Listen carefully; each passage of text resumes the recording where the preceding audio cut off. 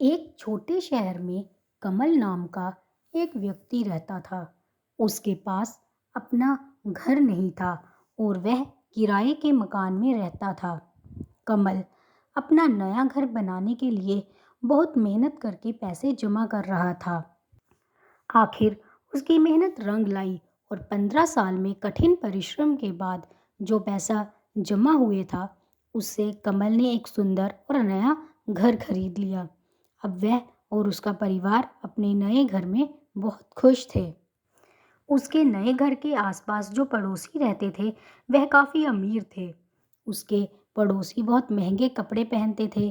कई नौकर उनके यहाँ 24 घंटे नौकरी करते थे।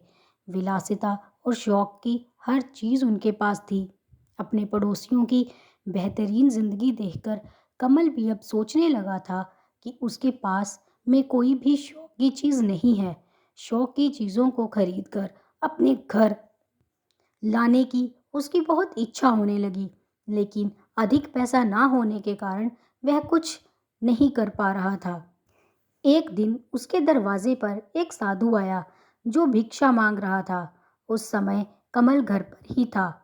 उसने साधु को कुछ वस्तुएं दान में दी तो साधु प्रसन्न होकर बोला, मैं तेरे दान से खुश हूँ।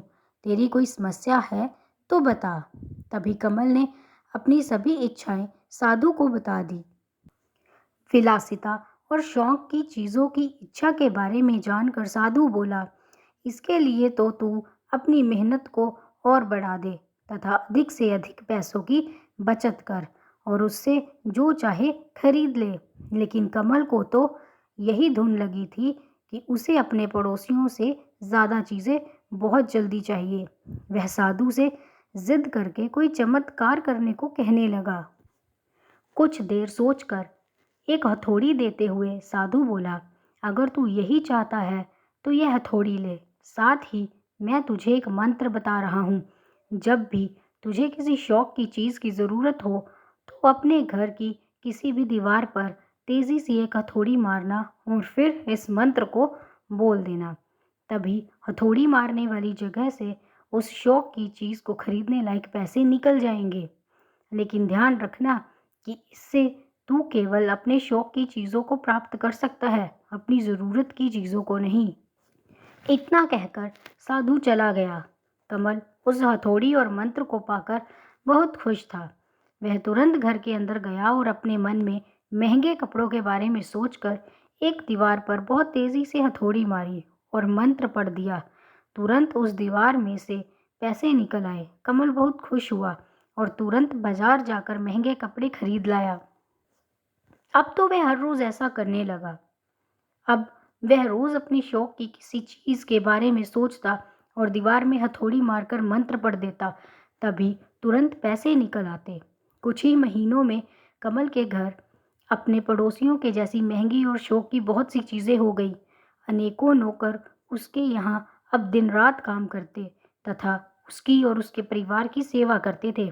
अगले कुछ महीनों में ही कमल अपने पड़ोसियों से शौक की चीज़ों को खरीदने के मामले में बहुत आगे निकल गया। हथौड़ी को प्राप्त किए हुए 1 साल हो चुका था।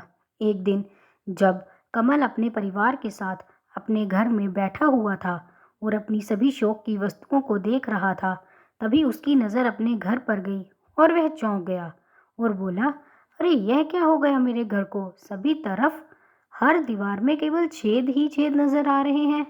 यह इतना बदसूरत कैसे हो गया? तभी पास खड़ी उसकी पत्नी बोली, आप ही तो पिछले 1 साल से इन दीवारों में हथौड़ी मारकर छेद कर रहे हो। मैंने आपको बहुत बार मना भी किया था, लेकिन आप माने ही नहीं। अब इस घर में हर जगह छेद हैं। लेकिन कमल तो अपने सपनों की दुनिया में खोया हुआ था। वह बोला, कोई बात नहीं, मैं एक और हथौड़ी मारूंगा और एक नए घर के लायक पैसे निकल आएंगे। इतना कहकर कमल पूरे घर में ऐसी जगह को खोजने लगा जहां कोई भी छेद ना हुआ हो।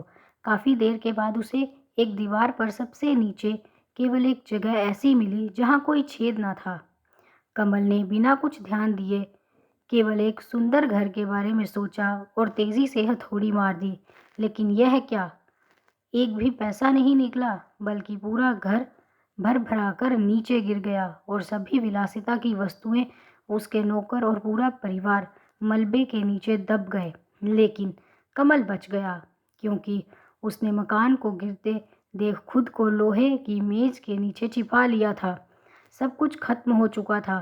कमल चीख चीख कर रो रहा था और उस साधु को बार बार धोखेबाज कह रहा था, क्योंकि अब की बार हथौड़ी मारने पर एक भी पैसा नहीं निकला था। तभी साधु की कही गई बात एक बार फिर उसके कानों में गूंज गई, जो हथौड़ी देते समय कही गई थी। ध्यान रखना कि इससे तू केवल अपने शौक की चीज़ों को प्राप्त कर सकता है, अपनी ज़रूरत की चीज़ों को नहीं। और सच है कि घर उसका शौक नहीं बल्कि ज़रूरत था, जिसको बनाने के लिए उसके 15 सालों तक बहुत मेहनत की।